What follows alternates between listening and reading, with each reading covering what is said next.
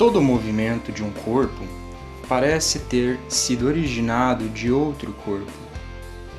A colisão entre duas bolas de sinuca é um exemplo claro. Outros movimentos são um pouco menos óbvios, mas ainda assim algo parece ser transferido de um lugar para gerar o movimento de outro.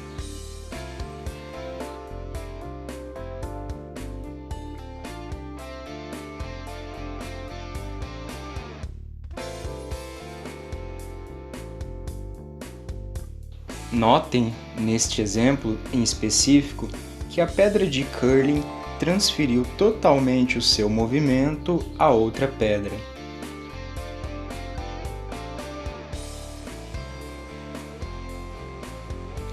Mas o que exatamente foi transferido? Como representá-lo em termos matemáticos e físicos?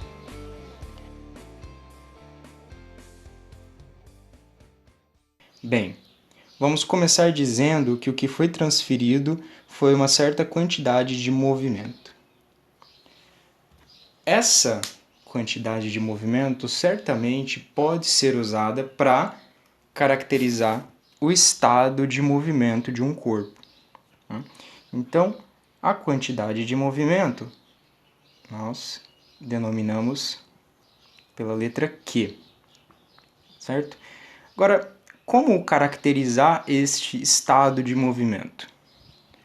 Bom, a princípio, nós podemos pensar que o estado de movimento está ligado a duas características fundamentais. Ou o corpo está parado, ou o corpo está em movimento.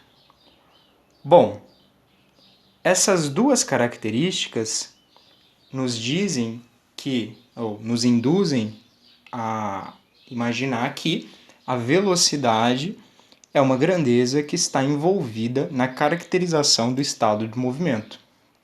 De fato, ela está envolvida nessa caracterização.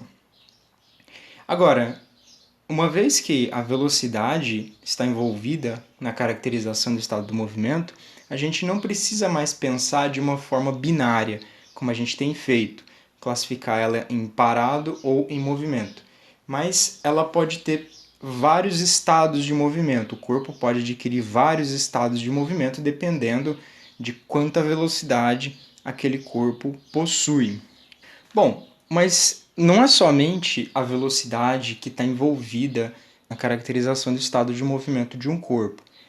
Imaginem agora que a gente quer parar dois veículos. A gente quer parar um carro a 10 km por hora e a gente quer parar um caminhão também a 10 km por hora. As velocidades são idênticas. Bom, nesse exemplo, a gente pode imaginar que a gente vai ter mais dificuldade para parar o caminhão do que para parar o carro.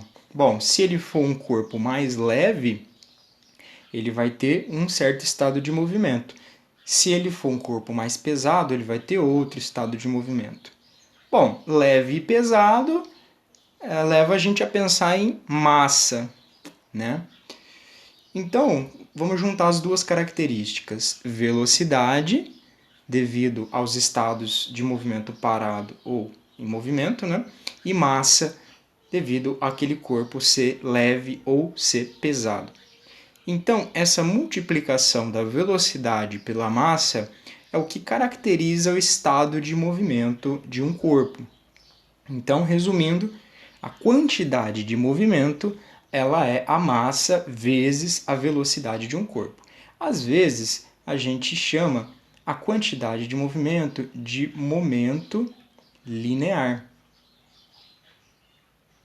E as unidades do momento linear, ou quantidade de movimento, é quilogramas, a massa é dada em quilogramas, e a velocidade é dada em metros por segundo. Então, a quantidade de movimento é dada em quilogramas metro por segundo. Bom, vamos pensar um pouquinho aqui então, de novo, na expressão quantidade de movimento é igual a massa vezes velocidade. O que exatamente é este termo massa?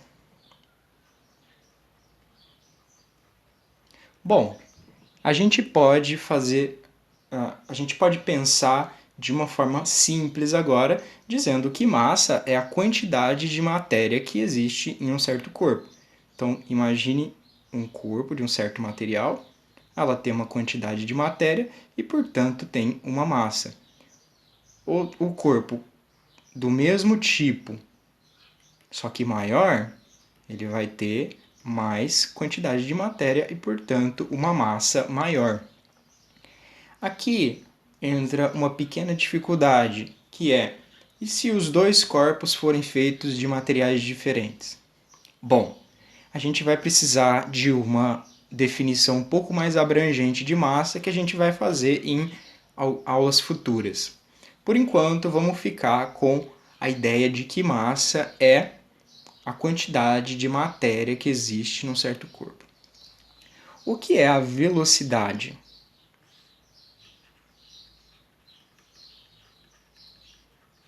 Bom, a velocidade é a distância que um certo corpo percorre. Então, ele sai daqui de um certo ponto e vai até outro ponto, certo? Percorrendo essa distância ΔX em um intervalo de tempo ΔT. Então, a nossa velocidade ela é dada por ΔX, ΔT. Bom, ΔX unidades no Sistema Internacional de Metros, ΔT unidades no Sistema Internacional de Segundos.